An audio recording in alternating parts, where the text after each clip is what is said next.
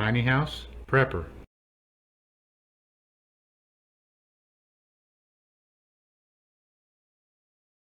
Hi everybody, this is Bill with Tiny House Prepper, and this is part 6 of our shed rebuild. I ended the last video with just doing a part of the shingles on the roof. Last weekend I went ahead and finished up the rest of the shingles. I did not record that because it's just more of the same of what I did a little bit on the previous video. So the roof is done. So the only thing I have left is the siding, and there's going to be a ramp going up to the door right there, and then I have a window, one window that's going in over on the other side. Seasons are moving on. It's now the first weekend in November. It was about 30 degrees when I got up this morning, and right now it's about 40. But I really want to get this done before the weather closes in, but I think I'm going to make it because the only thing I have left on the outside anyway is the siding and the ramp. Then I still have work to do inside, to building all the storage shelves and that sort of thing, but that's not dependent on good weather. So I think I'm doing okay here. Okay, I'm sorry about my face being in shadow. There's so much shadow and bright sun and dark shade here. I'm having trouble getting a good place to film. Anyway, you can hear what I'm saying. So now, like I said, the shingles are done, so the next thing normally would be the soffit and the fascia. So in order to do the soffit against I nail a piece against the wall called an F strip. It's a piece of aluminum, and you can see here why it's called F strip, shaped just like an F. And I turn it upside down and nail it to the wall, and then that's where I would slide in the soffit. I'll show you what I mean.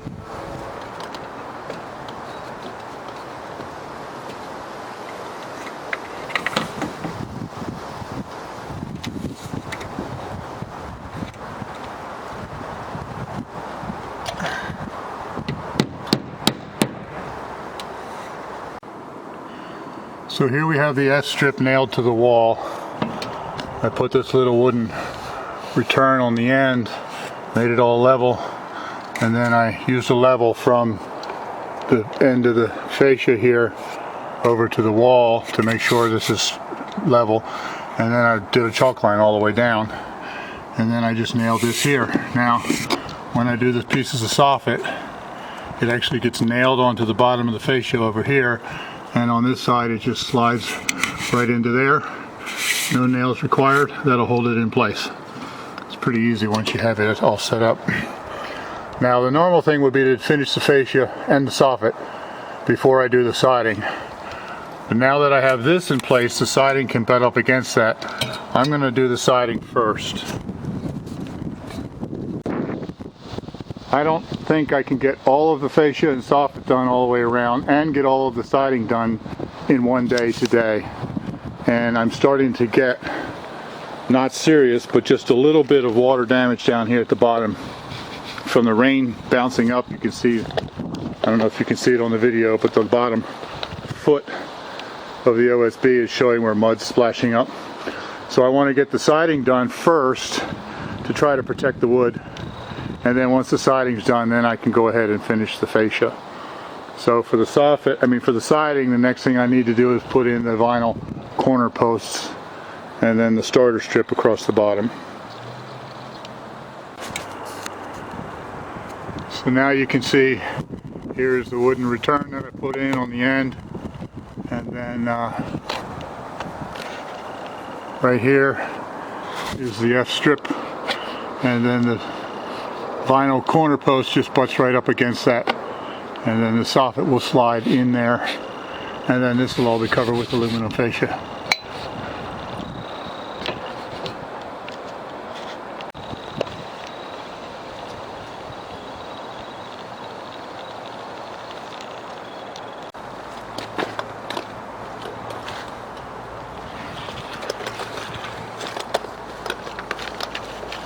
So I got the corner posts put up here and also on the other end.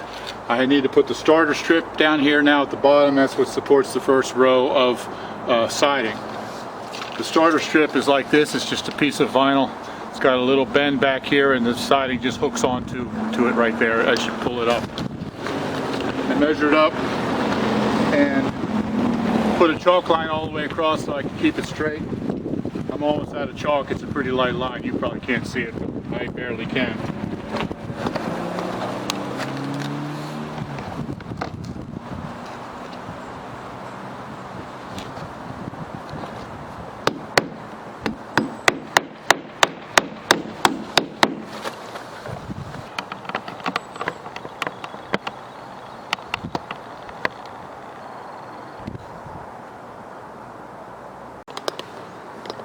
Okay, so I'm ready to go with the vinyl siding. Now, to cut the length of the vinyl siding, you can just use tin snips. It works fine, but it's a slow way to go. You can actually cut it on a chop saw like this. But if you just put it in the chop saw and cut it, it'll shatter the siding all over the place in little pieces. It doesn't work.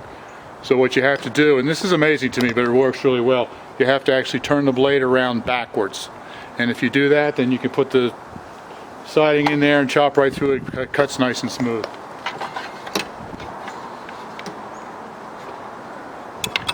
So there's a little button back here that I'm pushing that locks this so it won't turn, and then I just use the wrench.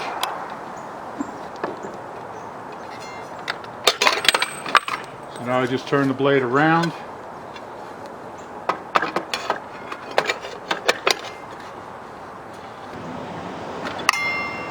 Okay, so now I'm ready to make the cut. Yeah, there was one time actually when I was working on siding for a few days, and so I just kept the blade in there backwards. And when I was done, I just put the saw away. I forgot to turn it around. And then about a week later, I pulled it out and I was trying to cut some wood with it, and it wouldn't cut. It just kept burning its way through, smoke coming up and everything. It took me about 10 minutes to realize I had the blade in backwards. It's certainly not going to cut through wood with the blade in backwards. So at the end of the day, when you're done with the siding, be sure you turn the blade around the correct way. Don't do like I did.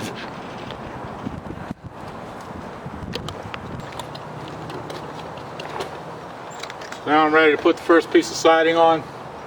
I've got the starter strip here. All I do is just pull it up.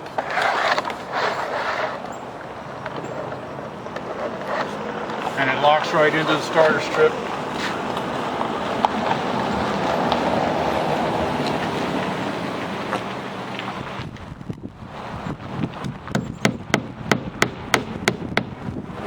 Go. I'll just nail it all the way down. I nail it about every 6 to 8 inches.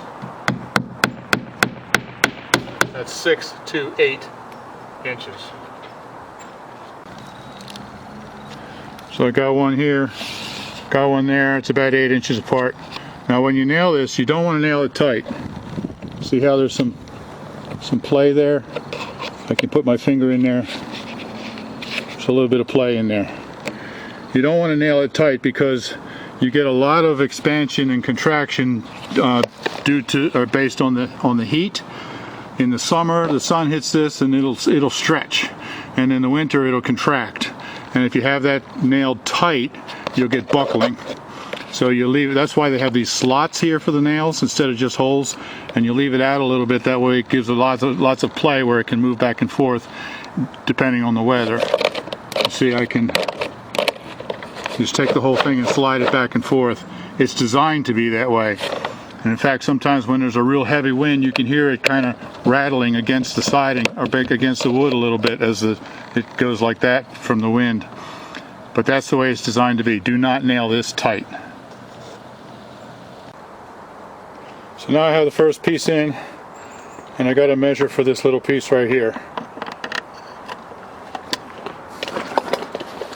I want to leave a little bit of a gap. See the notch right here? I want to leave a little bit of a gap for expansion. So I put that in there, and I'm going to measure. I'm going to leave about a 1/2 inch, 3/4 inch gap here. So I'll go with 47.5 inches.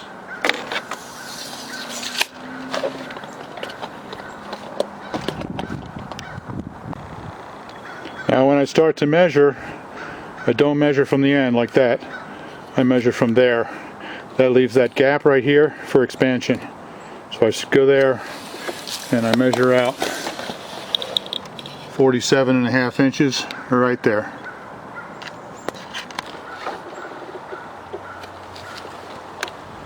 Oh! Works better if you plug it in.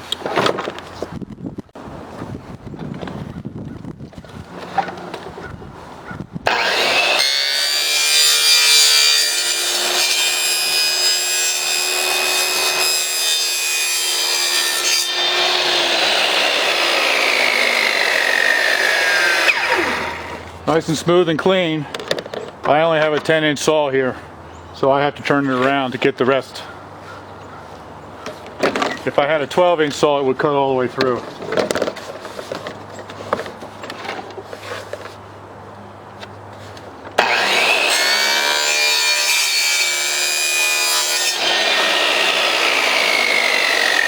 There we go. Now that cut end, it's a little rough, will be buried underneath. You won't even see it anyway. Now this is the piece that I need, and the other piece is the drop-off. And I'll talk about the drop-off piece in just a minute.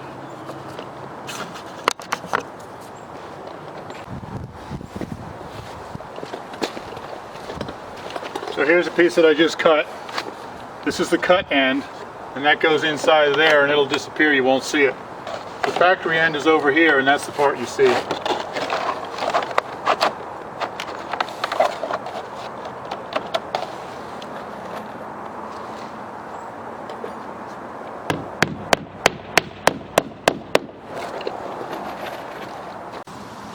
Now this is the joint. Try to keep it out of the sun so you can see it. And notice there's a little bit of a gap here. That's because when I measured, I didn't measure from here. I measured from here to make sure there's a gap for expansion. And then this is the factory cut, factory edge that, I don't know if it's better in the shade or in the sun for you to see that, but this is the edge that you see. And notice there's play here. It's got to be like that, so it room for expansion. Now I have that first row on. Now this is the piece, the drop-off piece that I just cut off of this little piece right here. In order to avoid any kind of waste with the siding, you always start the next row with the drop-off piece. I actually call this my Russian piece. This is Alexander drop-off. So yeah, this is the drop-off piece. So I just take this, I don't even have to make a cut, I just put it right on the other end.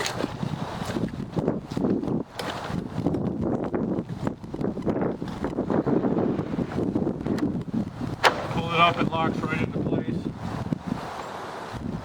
And I nail it. Still have to nail the whole thing, but now I'll measure this piece, I'll cut that, and then I'll use the drop-off piece to start the next row. And that way I have absolutely no waste at all with the siding. Now from here on out, the rest of this wall should really go pretty fast because there's no windows or doors, there's no any extra cuts. All I have to do is just make the straight cut and I can just fly with it. So it'll go pretty quickly.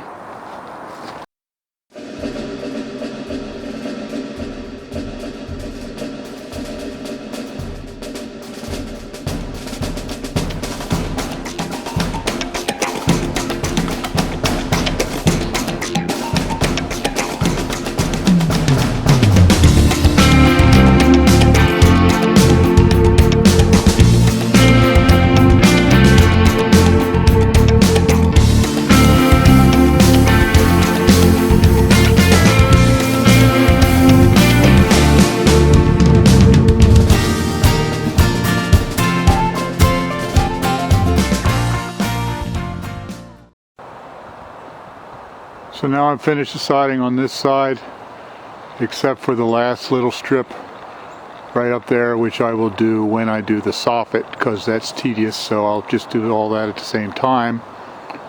So now I'm about to start on the end.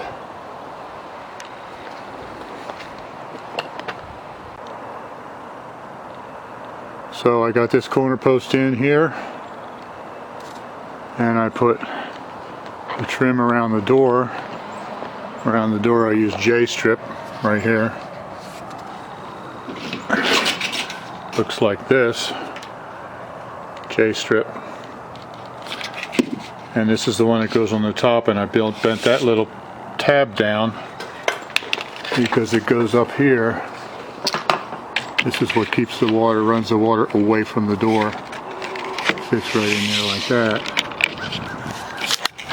And this little tab lets the water run down here and around, down that way. So I'll go ahead and nail that in. And that's the trim for around the door.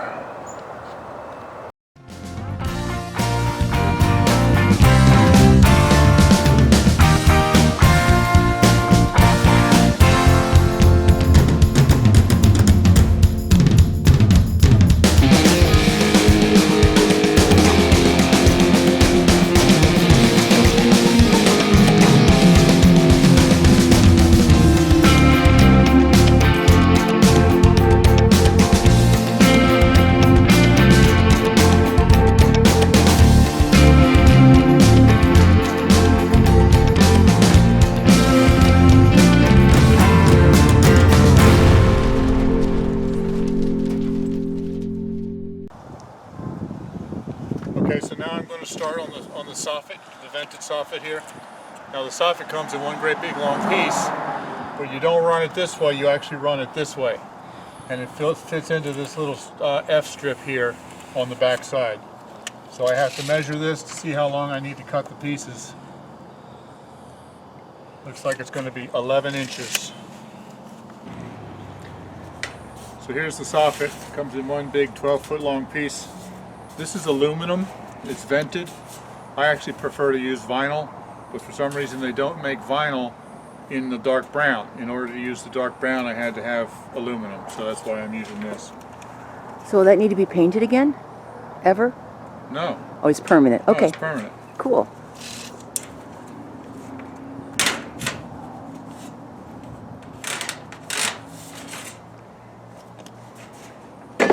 So I'm just cutting this 11 inches to match what I measured up there, and then I just cut it with tin snips.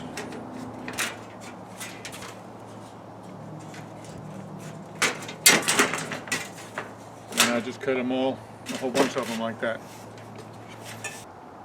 So here's the first piece that I have cut, and you see the F strip right here that I put on earlier. It's got that slot there. And you just put that right into the slot, just like that.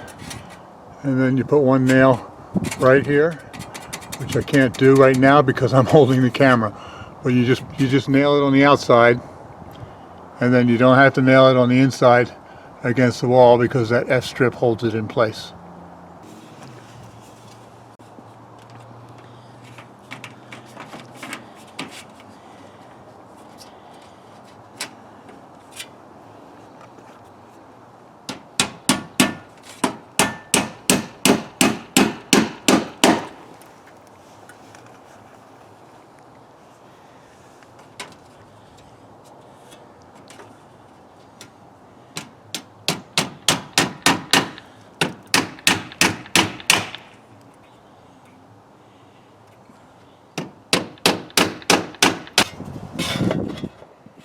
Now I have the first piece nailed on. I put a nail there. Now on the first one you got to put two nails. I put one there. But see this? It's just like a tongue and groove.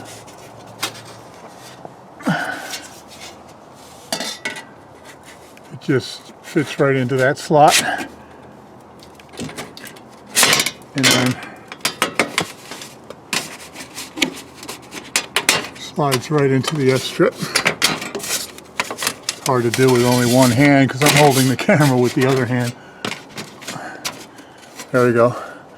So it's, you can see it's slid into the tongue and groove here, slid into the S strip here. Now all I have to do is just put one nail right there, and that's all you need to hold it. And then the rest of this will be held up after you put the fascia on. That'll support the end here. So I just cut those pieces and run them like that.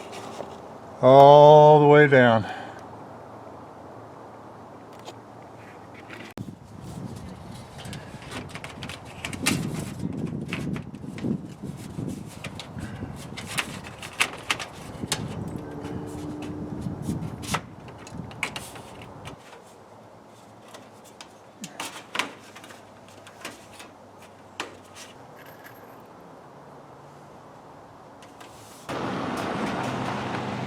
Hey buddy, nice job. Thank you. This side look real good. Yeah, thanks. I'll see ya. All right. Putting up the aluminum fascia.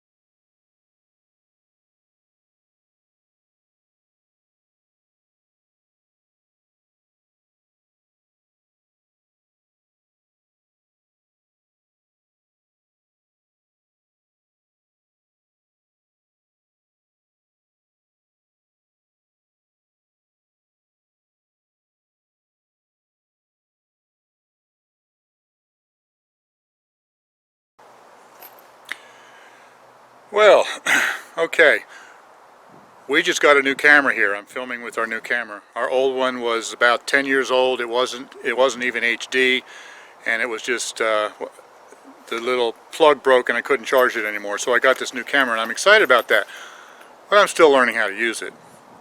So I filmed about probably 30 or 45 minutes worth of stuff here.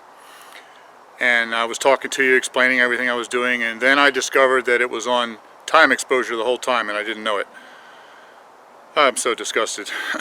It's just a learning process with this new camera. So I'll try to go back and do a little bit of explaining of what I did, but I can't redo the whole thing. So some of it you're going to see here. I was trying to talk to you, but it was actually recorded on time exposure. So okay, so now I'm finished with the fascia and with the J-strip that's up there. Now I have to cut those angles. Now when you cut straight cuts like I was doing before, you can do it with a saw that the blade is in backwards. But when you're doing an angle like this, you can't do that because the saw won't reach all the way across. So the only thing you can do is cut with the tin snips. Slower, more time consuming, but that's the way I've always done it. Fortunately, most of a job is not the gable end, and so you just got to do what you got to do. There is a great big saw on a slide bar that you can pull the whole saw towards you, and that'll cut it at an angle. But I don't have one, and it's pretty expensive, and so I just use the tin snips.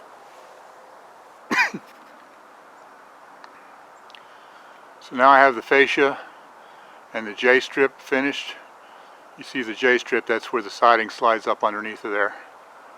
So the next thing I need to do, get this right way, next thing I need to do is start cutting the ends.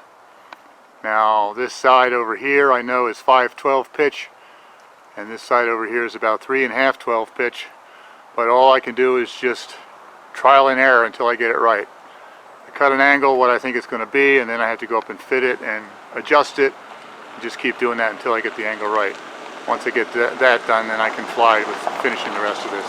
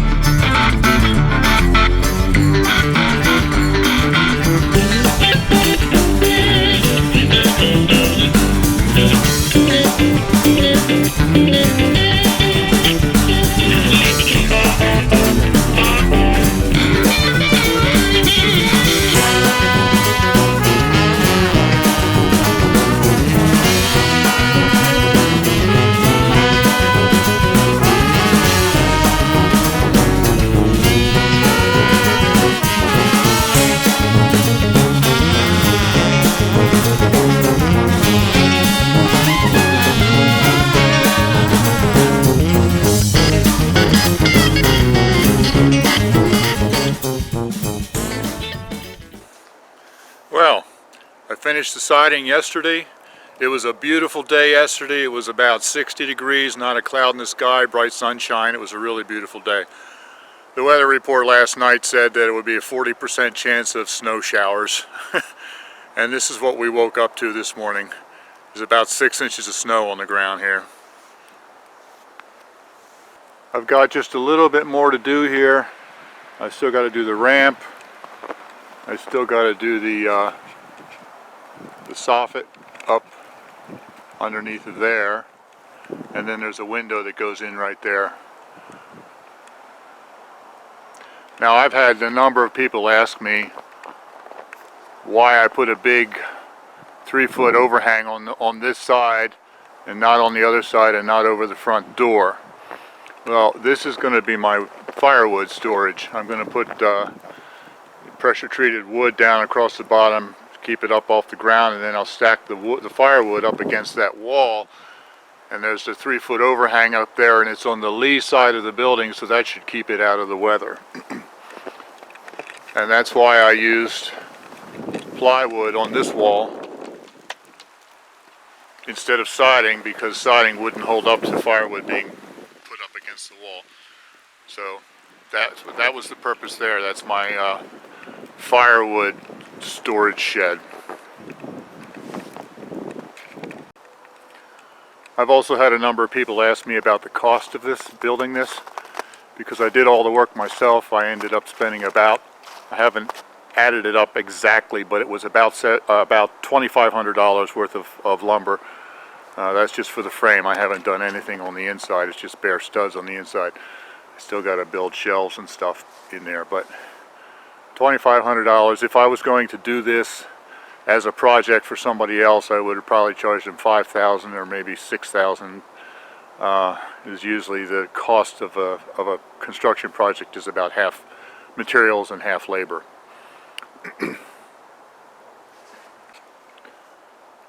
Just as an aside, you can see how nice the shed looks with the new siding on it. And our trailer is a 1977, and it still has all the original aluminum siding on it, which is losing all of its paint. So our next project is to actually cover the trailer with the same white vinyl siding, and that'll spiff the whole place up and make it look much nicer. Now this is the weekend before Thanksgiving. Next weekend for Thanksgiving we're going to be going out of town for 4 days to go visit Elizabeth's sister, and then the weekend after that I have to work again, so it's going to be at least 3 weeks before I'll be able to get back to finishing this up, just the ramp and the window and stuff like that. So I'm going to go ahead and get this video out to you. It's already long enough anyway. So and then hopefully I'll be able to do another one when everything's completely done. And so I hope you're enjoying this series, and please like the video. That really helps us, and subscribe if you haven't done so already. And thank you very much for watching, and I'll see you next time.